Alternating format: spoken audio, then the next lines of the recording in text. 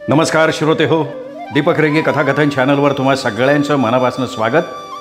मित्रांनो, तुम्ही ऐकताय सुरेश वैद्य यांची निमित्त मात्र ही कादंबरी आणि आज भाग 11वा. संथ गतीनं पल्सर चालवत मी बंगला नंबर 9 वरनं पुढे गेलो. त्यावेळी रात्रीचे 11:30 वाजत आले होते. रस्ता एकदम निर्मनुष्य होता. आजूबाजूचे इतर बंगलेसुद्धा झोपेच्या अधीन झालेले दिसत होते. सगळीकडे निशब्द शांतता पसरली होती. थोडंसं पुढे जाऊन मी पल्सर वळवली आणि पुन्हा 9 नंबर बंगल्याजवळ आलो. बंगल्यावर कोणाची पाळत नाही आहे, विशेषतः पोलिसांची, याची खात्री झाली आणि मग गेट उघडून मी पल्सर सकट आत शिरलो. एवढ्या रात्री रस्त्यावर चिटपाखरूसुद्धा नसताना मोटरसायकल बंगल्याच्या बाहेर उभी करणं धोक्याचं होतं. पाहणाऱ्याला ते संशयास्पद वाटायची शक्यता होती.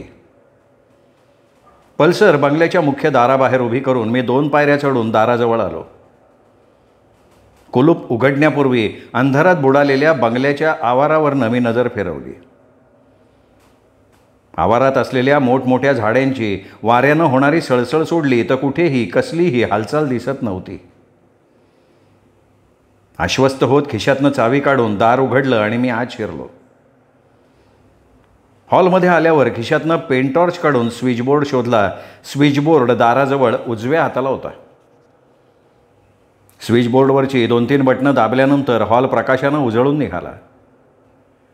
आर्च्याची बेडरूम शोधण्यासाठी मी आतल्या भागात जाणाऱ्या एका दारानं आत शिरलो. आर्च्याची बेडरूम शोधून काढायला मला फारसा वेळ नाही लागला. बेडरूममध्ये असलेल्या एका अलमारीत तिची सुटकेस होती. सुटकेस लॉक केलेली नव्हती. खात्री करून घेण्यासाठी मी सुटकेस उघडली. आत एक भला मोठा स्टीलचा चपटा डबा होता. मी डबा उघडून बघितला. डबा दागिन्यांनी भरलेला होता. हेच ते वेदिकाचे दागिने असावेत. या रॉजर बेट्यानं दागिन्यांबरोबर हा स्टीलचा डबासुद्धा वेदिकाच्या किचनमधनं पळवलेला दिसत होता. त्या बायका दागिने पैसे कशा कशात घालून ठेवत असतात. चोराला बिचारायला पिशवी वगैरे शोधायचा त्रास नको. डबा बंद करून होता तसा पुन्हा सुटकेसमध्ये ठेवला. मग आर्च्याचे कपडे, तिचं अन्य आवश्यक ते सामान सुटकेसमध्ये भरलं आणि सुटकेस बंद करून बेडरूममधनं बाहेर पडलो. हॉलमध्ये पाऊल ठेवताच क्षणभरासाठी माझ्या पायातलं सगळं त्राण नाहीसं झालं. विस्फारलेल्या नजरेनं मी समोरच्या सोफ्यात आरामात पाय वगैरे पसरून आणि मान वर करून छताची नक्षी न्याहाळत असलेल्या व्यक्तीकडे बघत राहिलो. सोफ्यावर बसलेली व्यक्ती दुसरी तिसरी कोणी नसून सब इन्स्पेक्टर राऊत होती. मी कोरड्या पडलेल्या ओठांवरनं जीभ फिरवली आणि राऊतच्या दिशेनं पुढे झालो. चेहरा शक्यतो नॉर्मल ठेवत, आवाजात सहजता आणत राऊतच्या समोर बसलो आणि विचारलं, अरे राऊत साहेब, तुम्ही इथे काय करताय? राऊतनं छत न्याहाळण्याचं काम थांबवून माझा चेहरा न्याहाळण्याचं काम सुरू करत अगदी आरामात म्हटलं, काय नाही, वाट बघतोय. कुणाची वाट बघताय? मी काहीशा साशंक स्वरात विचारलं. इन्स्पेक्टर साहेबांची. म्हणजे पाटील साहेबांची? हां, मी फोन केला त्यांना आणि तुझ्याबद्दल सांगितलं. काय सांगितलं? माझ्या पोटातच गोळा आला होता. हेच सांगितलं ना की तू ह्या बंगल्यात प्रवेश केला आहे. माझ्या पोटातला गोळा आता थेट घशापर्यंत आला होता. पण मी चेहऱ्यावर तसले कसलेही भाव दिसू दिले नाहीत. मी एक जोरदार जांभई देत चुटकी वाजवली. उठून उभा राहिलो. खाली ठेवलेली सुटकेस उचलत म्हणालो, अच्छा राऊतसाहेब, गुड नाईट, मी निघतो. कधी जाऊन झोपतोय असं झालं बरं का. पाटील साहेब आले ना की त्यांना माझा नमस्कार सांगा. पहिली गोष्ट. राऊत कपाळावर आठ्या घालत काहीशा कडक आवाजात म्हणाला, तुला इथून जाता येणार नाही. दुसरी, एवढी झोप आली असेल तर इथे झोप. आणि तिसरी गोष्ट, इन्स्पेक्टर साहेबांना जो काही नमस्कार चमत्कार सांगायचा आहे तो तू स्वतः सांग. नाही, याचा अर्थ काय आहे? मी उसनं अवसान आणत म्हणालो, तुम्ही मला जबरदस्तीनं थांबवण्याचा प्रयत्न करताय. इन्स्पेक्टर साहेबांनी जे मला करायला सांगितलंय मी फक्त तेच करतोय. मला कळेल का? पाटील साहेबांनी तुम्हाला काय करायला सांगितलं आहे ते? या बंगल्यावर नजर ठेवण्याचं काम माझ्यावर सोपवताना त्यांनी मला सांगितलं होतं की ह्या बंगल्यात जर कोणी शिरलं तर त्याला मी थांबून ठेवायचं, त्यांना ते कळवायचं. तेच काम मी करतोय. पाटलांच्या प्रश्नांची उत्तर देताना आता काही चांगलीच दमछाक होणार होती, पण त्याला इलाज नव्हता. सुटकेस पायाजवळ ठेवत मी पुन्हा कोचावर बसलो. मग राऊतकडे बघत विचारलं, मला तर तुम्ही दिसलाच नाहीत. कुठून नजर ठेवत होतात तुम्ही? बंगल्याच्या आवारात असलेल्या एका झाडाखाली बसलो होतो मी, राऊत हसत म्हणाला. स्वतःच्या मूर्खपणाला मनातल्या मनात शिव्या घालत मी हुंकारलो. आता पाटलांची वाट बघत बसण्याखेरीज माझ्यापुढे दुसरा पर्याय नव्हता. आणखीन 15-1 मिनटं अशीच गेली आणि इन्स्पेक्टर पाटील प्रवेश करते झाले. नमस्कार पाटील साहेब, मी आवाजात होता नव्हता तेवढा सगळा गोडवा आणत म्हणालो. पाटलांनी माझ्याकडे अजिबात लक्ष दिलं नाही. ते सरळ राऊतकडे बघत म्हणाले, बोला राऊत. राऊतने उठून त्यांना सॅल्यूट मारला आणि म्हणाला, सर, विक्रम कुलूप उघडून बंगल्यात शिरला होता आणि ही सुटकेस घेऊन चालला होता. राऊतने माझ्या पायाजवळ ठेवलेल्या सुटकेसकडे खूण केली. पाटील सुटकेसकडे एक नजर टाकत हुंकारले आणि मग माझ्याकडे बघत त्यांनी काहीशा कुत्सित स्वरात विचारलं, बोला विक्रमराजे साहेब, काय चोरून घेऊन चालला होता तुम्ही? अरे राम राम राम राम, मी कानाला हात लावत म्हणालो. अहो काय बोलताय पाटील साहेब?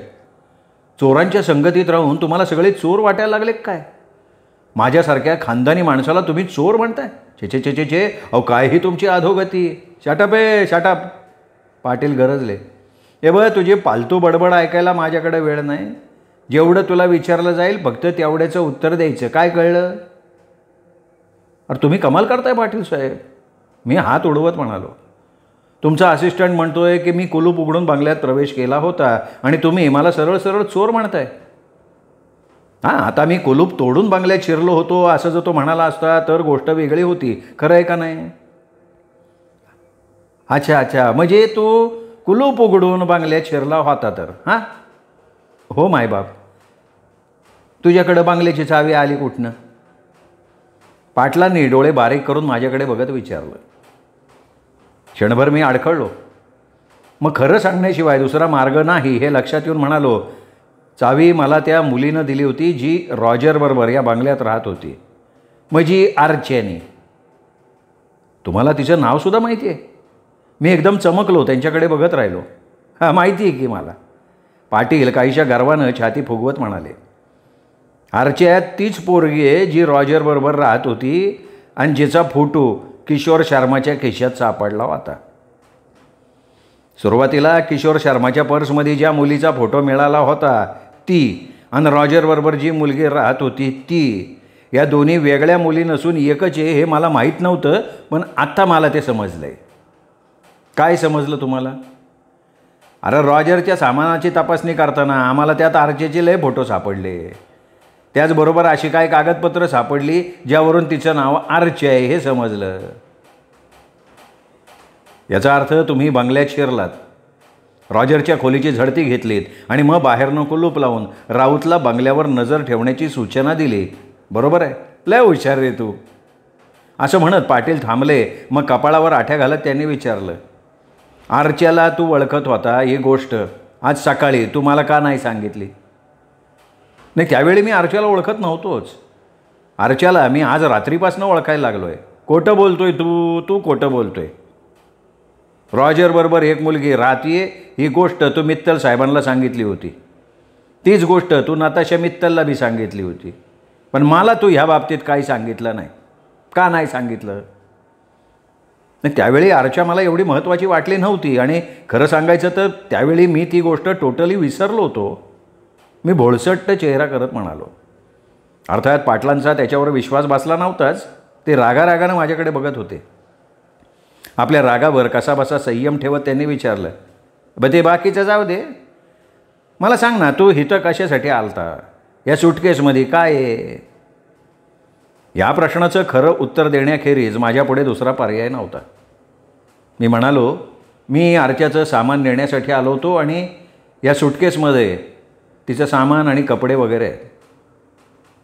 पाटलांचे डोळे चमकले. म्हणजे याचा अर्थ ती अर्चा कुठं आहे हे तुला माहिती आहे? हो माहिती आहे मला कबूल करावंच लागलं. मग अर्च्याचा पत्ता तुला माहिती होता तर तू पोलिसांना का नाही सांगितला? अहो पोलीस तिचा शोध घेत आहेत हे मला माहीत नव्हतं. ते माहिती असतं तर मी आश्चर्यच आहे. माझं बोलणं मध्येच तोडत पाटील काहीशा कुत्सित स्वरात म्हणाले, अरे या जगात अशी पण काही गोष्ट असू शकते जी आपल्यासारख्या महान हस्तीला माहीत नसती. मी काही न बोलता हताश नजरेनं पाटलांकडे बघत राहिलो. ये निवे, ही सुटकेस जिथून तू आणली परत त्या जागेवर नेऊन ठेव आणि बांगल्याला कुलूप लावून जिथं अर्च्याला तू लपवून ठेवलंय तिथं मला घेऊन चल. मी अर्च्याला लपवून ठेवलेलं नाही आहे. मी काहीशा वैतागलेल्या स्वरात म्हणालो. अर्चा स्वतः आली होती माझ्याकडे. कशासाठी आलती? तुला मागणी घालायला आलती? पाटलांच्या आवाजात पुन्हा एकदा तोच कुत्सित भाव होता. नाही हो, मी कठीण आवाजात म्हणालो. मग कशासाठी आलती? माझा खून करण्यासाठी. काय सांगतो? रिअली? हो, कारण रॉजरचा खून मीच केला आहे असा तिचा समज झालेला होता. विकी, मी तुला एक सल्ला देऊ का? पाटील कपाळावर हलकीशी आठी घालत म्हणाले. तू आहे ना, तू ही पत्रकारिता सगळं सोडून दे. कथा कादंबऱ्या लिहायला सुरुवात कर. काय आहे, तुझी कल्पनाशक्ती आहे ना ती लय मोठी आहे, चांगली आहे. त्यांना काय म्हणायचं आहे हे लक्षात येऊन मी म्हणालो, तुमच्या सल्ल्याचा मी नक्की विचार करीन पाटील साहेब, पण आत्ता मी जे काही तुम्हाला सांगितलं तो माझ्या कल्पनाशक्तीचा आविष्कार नाही, तर ती 100% सत्यकथा आहे. ओके, आता तू माझ्या सल्ल्याचा विचार करणार आहे म्हणून मी तुझी ही कथा सत्य आहे असं गृहीत धरतो. तसं तुम्हाला हेही सांगू शकतो की अर्चा एकाएकी फरारी व्हायचा का प्रयत्न करते आणि त्या कामात तू तिला मदत करायचा का प्रयत्न करतोय. काय बोलताय पाटील साहेब? मी आश्चर्यानं डोळे विस्फारत म्हणालो. ती कशाला फरारी होईल? अरे रॉजरचा खून तिनेच केला नसेल, कशावरनं आहे का नाही? म्हणून तर ती स्वतःला लपवायचा प्रयत्न करते ना. हे बघा, तुम्ही उगाचच तिच्यावर संशय घेताय पाटील साहेब. ती फरारी वगैरे व्हायचा प्रयत्न करत नाही आहे. खरं तर रॉजरचा खूनी आपलाही खून करेल अशी तिला भीती वाटते आहे, म्हणून काही दिवस एखाद्या सुरक्षित जागी लपून राहायचं तिने ठरवलं आहे. आणि तसंही या बंगल्यात आता ती राहू शकत नाही, कारण ह्या बंगल्याचं भाडं नताशा रॉजरसाठी भरत होती, अर्च्यासाठी नाही. आता रॉजर नाही म्हटल्यावर नताशा अर्च्याला या बंगल्यात का राहू देईल? विकी, तू माणूस नाही अड्या, तू देवता आहे, देवता. तुझी आहे ना पूजाच करायला पाहिजे. पाटील अचानक बदललेल्या स्वरात म्हणाले. म्हणजे? मी काहीशा शंकित नजरेनं पाटलांकडे बघितलं. अरे बाबा, जी पोरगी तुझ्या जीवावर उठली होती तू तिची तरफदारी करतोय. अरे त्याग, महानता, दयाळूपणा याचं यापेक्षा मोठं उदाहरण दुसरं कुठलं असू शकतं सांग की? असं म्हणत पाटील उपरोधिकपणे हसले. पाटील साहेब, मी तिची तरफदारी करत नाही आहे. जे खरं आहे तेच मी सांगतोय. तुम्ही तर ठीक आहे ना, ठीक आहे. पाटील माझं बोलणं तोडत कोरड्या स्वरात म्हणाले. आता आहे ना, तू मला तिच्याकडे घेऊन चल. मला तिला बरंच काय विचारायचं आहे. अहो पाटील साहेब, आता किती वाजलेत ते बघा ना. कशाला उगाच आपल्या झोपेचं खोबरं करताय? छानपैकी घरी जा, आरामात झोपा. मी सकाळी अर्च्याला तुमच्यासमोर हजर करीन. कसं? रिपोर्टर साहेब, मला मूर्ख बनवण्याचा प्रयत्न करू नका. मी तुमचं कर्तृत्व लय चांगलं जाणून आहे. तिला माझ्यासमोर हजर करण्यापूर्वी तू तिला व्यवस्थित पडवून ठेवशील हे मला चांगलं माहिती आहे. अहो नाही पडवणार, तुम्ही सांगाल त्या हिरोईनची शपथ घेतो पाहिजे तर. शटापा. पाटील गरजले. मी ओढ घट्ट मिटत तोंडावर बोट ठेवल्यासारखं केलं. पाटील काही क्षण तीव्र नजरेनं माझ्याकडे बघत राहिले, मग धमकीच्या स्वरात म्हणाले. तू मला अर्च्याकडे घेऊन जाणार आहेस का मी दुसऱ्या कुठल्या तरी मार्गाचा अवलंब करू? ठीक आहे, चला. दुसरं तरी मी काय करू शकत होतो? गुड. आता सुटकेस जागेवर नेऊन ठेव. पाटील जे सांगतील ते करणं भाग होतं. सुटकेस पुन्हा अर्च्याच्या बेडरूममध्ये ठेवली. मी पाटील आणि राऊतबरोबर बाहेर पडलो. बंगल्याच्या मुख्य दाराला कुलूप लावलं आणि मी पल्सर स्टार्ट केली. पाटील आपल्या पोलीस जीपमध्ये बसले तर राऊत बंगल्याच्या मागच्या बाजूला ठेवलेली आपली मोटरसायकल घेऊन आला. आमची वरात बंगल्यातनं बाहेर पडली. साधारण 20 मिनिटात मी माझ्या फ्लॅटच्या इमारतीसमोर पल्सर उभी केली होती. माझ्या मागोमाग पाटलांची जीप आणि राऊतची मोटरसायकल तिथे येऊन थांबली. मी फ्लॅटचं कुलूप काढलं, हॉलमध्ये शिरलो. पाटील आणि राऊत माझ्या मागोमाग आत आले. अर्चा हॉलमध्ये नव्हती. ती बेडरूममध्ये जाऊन झोपली असावी. मी बेडरूमच्या दारावर थाप मारत आवाज दिला, अर्चा, पण आतून कसलंही उत्तर आलं नाही. ही एवढी गाढ झोपली का काय? मी बेडरूमचं दार ढकलून आत डोकवलं. अर्चा बेडरूममध्ये नव्हती. पण बेडरूम आणि हॉलमधले दिवे मात्र जळत होते. मी काही क्षण अवाक होऊन तसाच उभा राहिलो. मग बाथरूमचा दरवाजा उघडून बघितला. अर्चा बाथरूममध्ये सुद्धा नव्हती. शंका येऊन मी फ्लॅटच्या मागच्या पॅसेजमध्ये उघडणाऱ्या खिडकीजवळ आलो तर खिडकी सताड उघडी होती. याचा अर्थ अर्चा त्या खिडकीतनं बाहेर पडली होती. पण ती कुठे गेली, का गेली, या 2 प्रश्नांनी माझ्या डोक्यात थैमान घातलं होतं. मला आपलं सामान आणायला सांगून ती अशी अचानक जाणं कसं शक्य होतं? आणि त्याच वेळी एका तिसऱ्या प्रश्नानं माझं डोकं पोखरायला सुरुवात केली. अर्चा स्वतःहून गेली होती का तिचं अपहरण झालेलं होतं? पण फ्लॅटमध्ये अपहरण झाल्याचं कसलंही चिन्ह दिसत नव्हतं. काही क्षण विचार केल्यावर माझी खात्री झाली की अर्चाचं अपहरण वगैरे झालेलं नाही, तर ती स्वतः आपल्या मर्जीनं गेली. मला राग आला अर्चाचा, भयंकर. हा राग मी तिच्यावर विश्वास ठेवल्याचा जसा होता तसाच तिच्या या अशा अचानक जाण्यानं मी चांगलाच अडचणीत आल्याचाही होता. पाटील आता माझ्या कुठल्याही बोलण्यावर विश्वास ठेवणार नाही त्याची मला चांगली कल्पना होती. अर्चाच्या पळून जाण्यात माझाच हात आहे असं ते समजणार होते. पाटील आणि राऊत हॉलमध्ये थांबले होते. मी उतरलेल्या चेहऱ्यानं हॉलमध्ये आलो आणि म्हणालो, अर्चा पळून गेली. काय सांगतो, पळून गेली? पाटील एकदम ताड झाले. संशयी नजरेनं माझ्याकडे बघायला लागले. कशी पळून गेली? मागच्या पॅसेजमध्ये असलेल्या खिडकीतनं. तू खोटं बोलतोय, खोटं बोलू नको तू. मी खोटं बोलत नाही पाटील साहेब, खरंच ती शाटाप मानलं ना तुला? शाटाप आता. पाटलांचा आवाज चांगला तापला. तू काय मला कुकुलं बाळ समजतो का रे? तू जे काही सांगशील त्याच्यावर विश्वास ठेवायला मी काय मूर्ख वाटलो का तुला? अरे अर्चा ही तर नव्हतीच तर पळणार कशी ती? तुझी ही चाल मी लय चांगली ओळखतो. तू तिला दुसरीकडं कुठेतरी लपवून ठेवलंय. पाटील साहेब माझ्यावर विश्वास ठेवा, ती इथेच होती. अहो मग जर ती इथं होती ह्या फ्लॅटमध्ये तर मग तुला बाहेर नको कुलूप लावायची काय गरज? अर्चा माझ्या फ्लॅटमध्ये हे कोणाला समजू नये असं मला वाटत होतं, म्हणून मी बाहेरनं कुलूप लावलं होतं. पाटील काही वेळ माझ्याकडे तीक्ष्ण नजरेनं बघत राहिले. मग कठोर आवाजात म्हणाले, हे बघ विकी, अर्चा कुठं आहे हे सांगण्यात तुझं हित आहे. तिला तर दुसरीकडं कुठेतरी लपवून ठेवलं आहे. अर्चाचा पत्ता तुला माहीत असल्याचं मला समजलं आहे आणि हे लक्षात आल्यावर तू फक्त मला फसवण्याचे हेतूनं हितं घेऊन आला. आणि अर्चा हितच होती पण आता ती पळून गेली असं नाटक करायला लागला तू. तुला काय वाटलं तुझ्या नाटकाला फसलं वय मी? बोल बोल बोल, अर्चाला कुठं ठेवली तू, बोल. पाटील साहेब मी कसलंही नाटक करत नाही आहे. अर्चा खरोखर इथे होती. मी तिला इथे या हॉलमध्ये सोडून गेलो होतो. मी पुन्हा पुन्हा त्यांना जीव तोडून सांगायचा प्रयत्न करत होतो. अरे मग हितच होती तर गेली कुठं? पाटलांचा अजून माझ्यावर विश्वास बसायला तयार नव्हता. पाटील साहेब त्याचं मला माहिती असतं तर तुम्हाला ते सांगून तुमचा माझ्या मागचा पिच्छा सोडवून नसता का घेतला मी एकदाचा? बोलता बोलता मी एकदम थांबलो आणि काहीशा उजळत्या चेहऱ्यानं म्हणालो, पाटील साहेब तिच्याकडे कसलंही सामान नाही. ते आपले कपडे वगैरे नेण्यासाठी पटेल नगरमधल्या बंगल्यात नक्की जाईल. आपल्याला ताबडतोब तिथे जायला हवं. हे बघ मी कुठेही जाणार नाही. पाटील एखाद्या हट्टी मुलासारखे मान हलवत म्हणाले, तुझ्या खोट्या बॉलण्यावर विश्वास ठेवून इकडं तिकडं धावत सुटायला माझं काय डोकं नाही फिरलेलं. पाटील साहेब प्लीज प्लीज वेळ नका घालवू. ती जर आपलं सामान घेऊन गेली ना तर नंतर शोधणं फार अवघड होऊन बसेल तिला. तुम्हाला जशी तिच्याकडे चौकशी करायची आहे तसंच मलाही तिला विचारायची की बाई गं, माझ्या एवढ्या शानदार फ्लॅटमध्ये तिला असे काय कष्ट पडले की ती फ्लॅट सोडून पळून गेली? पाटील काही क्षण विचार करत राहिले.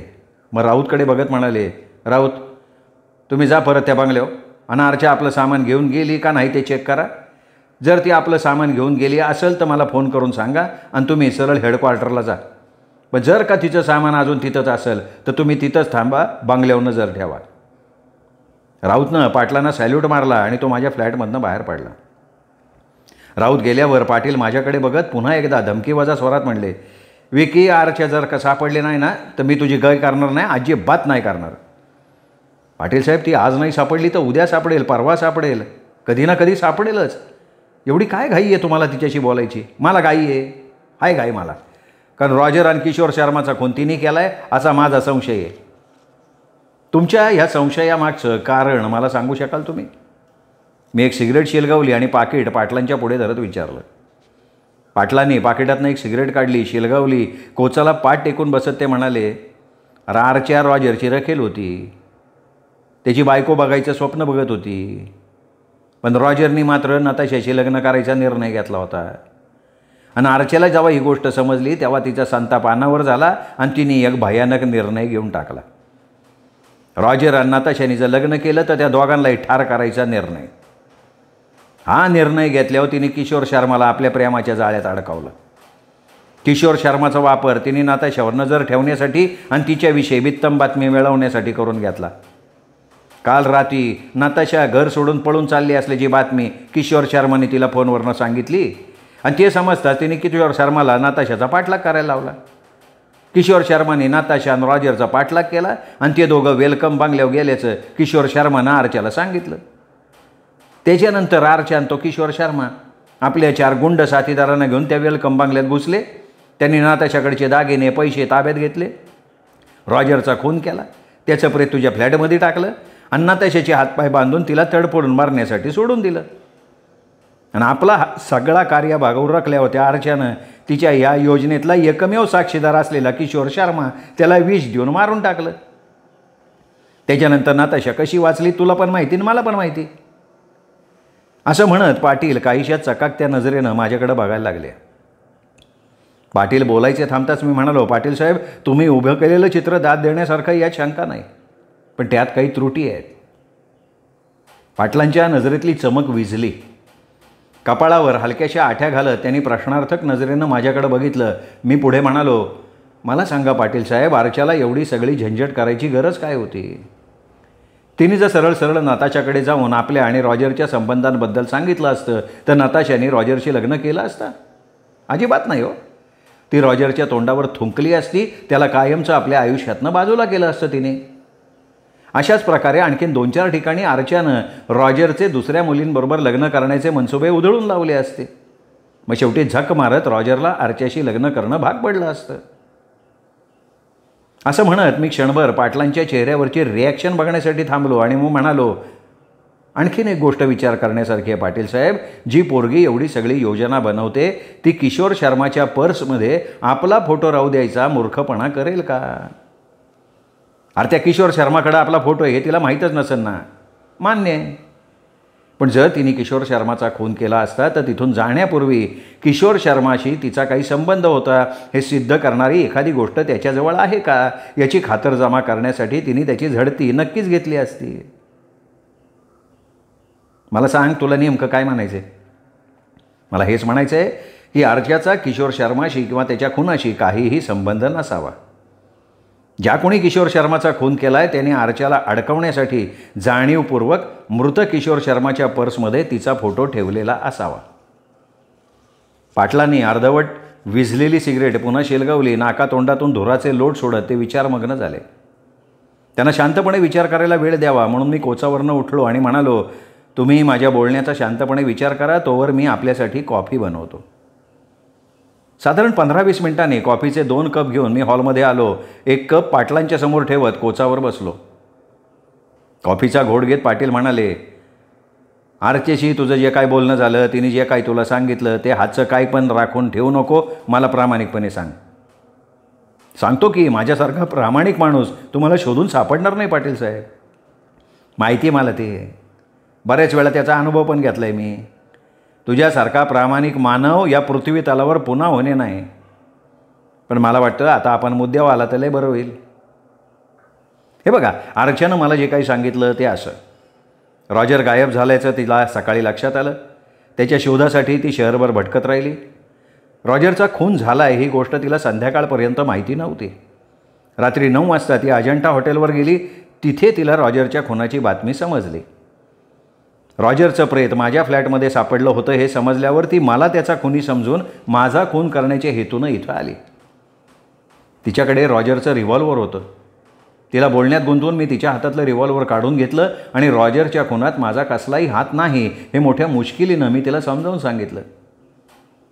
तिच्या बोलण्यावरनं रॉजरचा आणि किशोर शर्माचा खून तिने केला नाही याची मला खात्री पटली आणि म्हणून मी तिला मदत करायचं ठरवलं. संशयित म्हणून पोलिसांच्या यादीत तिचं नाव असणार याची मला कल्पना होती.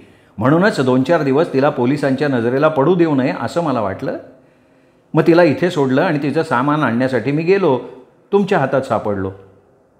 त्यानंतर काय झालं तुम्हाला माहिती आहे. तुमच्याबरोबर मी इथे आलो तेव्हा फ्लॅटमध्ये ती नव्हती. म्हणजे आरच्याला तू पोलिसांपासून वाचवायला बघत होता हे तुला मान्य आहे. आता तुमच्यापासून काय लपवायचं पाटील साहेब. तुम्ही तर माझे मित्र.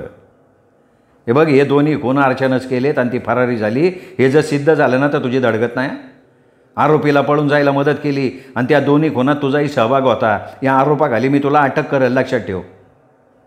अहो ती खुनी नाहीच आहे पाटील साहेब. त्यामुळे फरारी वगैरे व्हायचा प्रश्न निर्माण नाही होत. हां आता ती कुठे गेली का गेली याबद्दल मी ठामपणे नाही सांगू शकणार पण अंदाज लावू शकतो. माझ्या मते तिला नक्कीच इथे काहीतरी धोक्याची जाणीव झाली असणार आणि म्हणून ती मागच्या खिडकीतनं बाहेर पडलेली असणार. तू किशोर शर्माविषयी तिला विचारलं. हो विचारलं. काय म्हणली. ती म्हणाली की किशोर शर्मा नावाच्या कुठल्याही माणसाला आपण ओळखत नाही.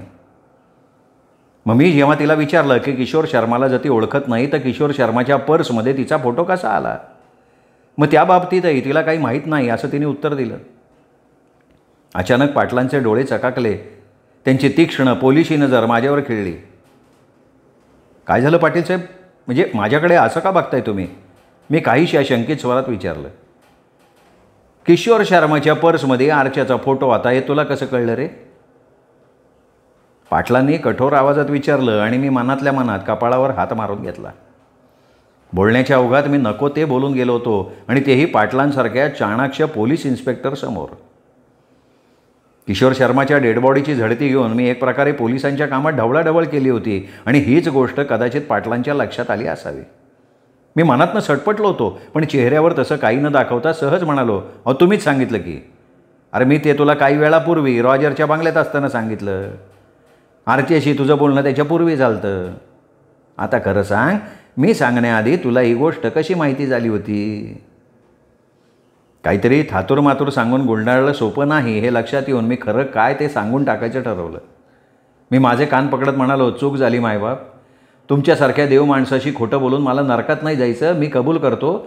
नताशाचा शोध घेण्यासाठी मी वेलकम बंगल्यात गेलो होतो तेव्हा मी किशोर शर्माच्या डेड बॉडीची झडती घेतली होती आणि त्यावेळी त्याच्या पर्समध्ये मी आरच्याचा फोटो पाहिला होता. विकी एक दिवस तुला गोत्यात येणार. लय वाईट पद्धतीने गोत्यात येणार तू ध्यानात ठेव.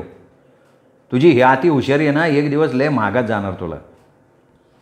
खरं आहे पाटील साहेब आजकाल स्वस्ताईचा जमाना राहिला आहे कुठं. पाटलांनी ओढ घट्ट आवडले. काहीतरी कडक भाषेत मला सुनवायचा त्यांचा विचार असावा. पण मग आपला विचार बदलून नुसता सुस्कारा सोडत ते म्हणाले काय तुझ्याशी बोलण्यात अर्थ नाही पण एक लक्षात ठेव. त्याचवेळी पाटलांचा मोबाईल वाजला. आपलं वाक्य अर्धवट सोडून त्याने खिशातनं मोबाईल काढला कानाला लावला. काही वेळ ते मोबाईलवर हां हूँ करत राहिले. मग बोलणं संपवून मोबाईल खिशात ठेवत माझ्याकडे बघत म्हणाले राऊतचा फोन होता. त्यांनी सांगितलं बंगल्याचं कुलूप तुटलं आहे आणि आरचीची सुटकेस तिथनं नाहीशी झाली. याचा अर्थ आरचे आपलं सामान घेऊन फरारी. हे बघा ती फरारी वगैरे नाही झाली पाटील साहेब. तुझ्या नाही म्हणण्यानं काय होते. बंगल्याचं कुलूप तोडून आपली सुटकेस घेऊन गेली याचा अर्थ आमच्या दृष्टीनं ती फरारी झाली असाच आहे. मी काहीशा हताश नजरेनं त्यांच्याकडे बघितलं. मग स्वतःला दिलासा द्यावा तशा स्वरात म्हणालो काही झालं तरी ती नक्की माझ्याशी संपर्क करेल तुम्ही बघा. नाही नाही त्याच्यात तुझं हित आहे. आणि जर 24 तासाच्या आत तू तिला माझ्यासमोर हजर केलं नाही तर मी तुला एका गुन्हेगाराला मदत करण्याच्या आरोपाखाली अटक करणार. 24 तास फार कमी होतात पाटील साहेब. कमीत कमी 72 तासाची तरी मुदत द्या. हवं तर मी तुम्हाला प्रत्येक तासाला हिशोब देईन. पाटलांनी माझ्या बोलण्याकडे लक्षच दिलं नाही. काही न बोलता ते उठून उभे राहिले. ते कापी आणि सिगरेटबद्दल थँक बरं का. अरे वा पोलीस एवढं सौजन्य दाखवतात मला माहिती नव्हतं. मी काहीच्या चेष्टेच्या स्वरात म्हणालो. पाटलांनी पुन्हा एकदा माझ्याकडे दुर्लक्ष केलं आणि ते जाण्यासाठी दाराकडे वळले. ते रॉजरचं रिव्हॉल्वर तरी घेऊन जा ना पाटील साहेब. मी टेबलाच्या ड्रॉवरमधलं रिव्हॉल्वर काढलं त्यांच्यापुढे केलं. नाही तर पुन्हा म्हणाल रिव्हॉल्वर परत का नाही केलं. तुम्ही पोलीस स्वतःची चूक कधी मान्य नाही ना करत. पाटलांनी रिव्हॉल्वर घेतलं, नळी नाकाजवळ नेऊन हुंगल्यासारखी केली, चेंबर चेक केलं आणि मग काळजीपूर्वक ते खिशात ठेवलं. 24 तास, लक्षात ठेव. पुन्हा एकदा मला आठवण करून देत ते फ्लॅटमधनं बाहेर पडले. पाटील जाताच मी सुटकेचा निश्वास सोडला आणि झोपायच्या तयारीला लागलो. मेंदूवर पडलेला ताण हलका करण्याचा सध्या तरी तेवढा एकच उपाय माझ्या हातात होता. श्रोते मित्र हो, हा होता भाग 11वा 12वा भाग. उद्या तोपर्यंत नमस्कार.